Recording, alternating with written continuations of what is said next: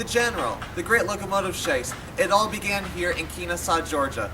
I'm here at the Southern Museum of Civil War and Locomotive History, and that's where I'm taking you next on this edition of Historical Geocaching on the Road.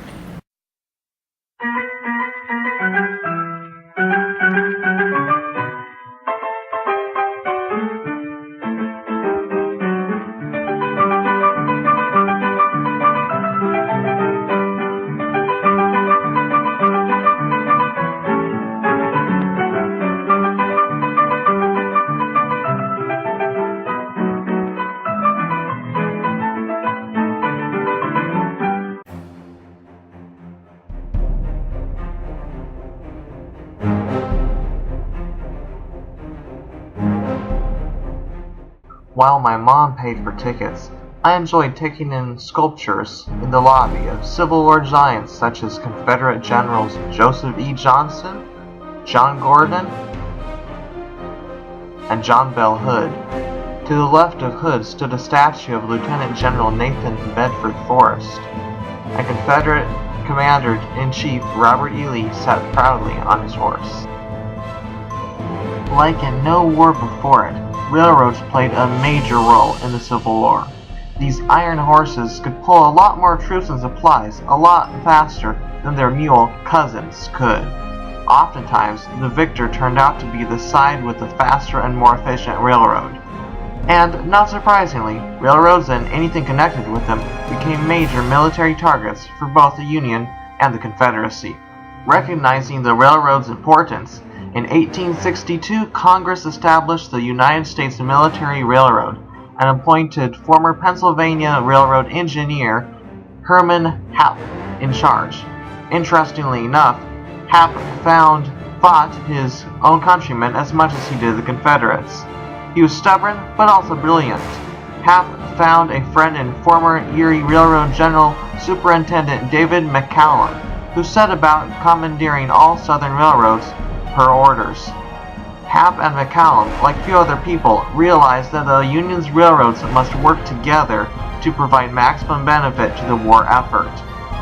As the war lulled towards the end of the year, Happ worked overtime at the Alexandria, Virginia train yards. He discovered the best way to destroy a train engine, a bridge, a section of track. Happ was making railroad destruction a science. Even without the appointment of Happ, 1862 had already been a bad year for the Confederacy railroad business.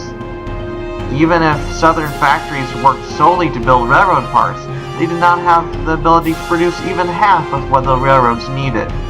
And President Jefferson Davis had ordered all factories to produce guns only.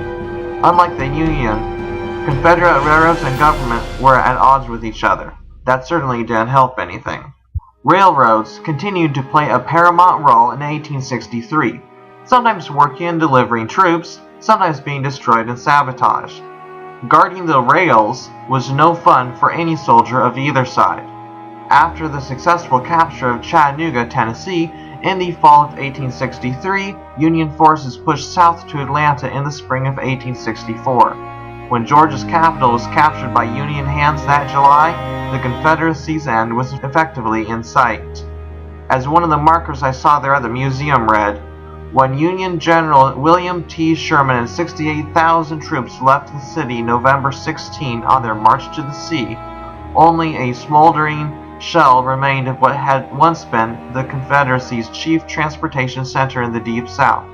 70% of its structures were destroyed. The railroads fared no better." End quote. The area had been the hub for 4 major railroads, but now Atlanta was reduced to ashes. Sherman's capture of Savannah, Georgia, didn't help things any either. Southerners didn't think too kindly about Sherman giving the city as a Christmas gift to President Lincoln. Regardless, by 1865 the Confederates were being surrounded on all sides. Between a lack of supplies and a lack of organization, they were doomed. The Union had captured everything, including what remained of their railroads. On April 9, Lee surrendered to Grant at Appomattox Courthouse. The Civil War was officially over. Well, I hope you've been really enjoying these photos and video I've been able to take of this incredible museum. Just awesome to learn the important part that railroads had to play in the Civil War. Check this out. It's really, really cool. Here's a historical document of Abraham Lincoln appointing Robert Clark as Paymaster of the United States. And if this glare goes away, let's see how I can fare on this. You can see Abraham Lincoln's signature right there. That's really cool.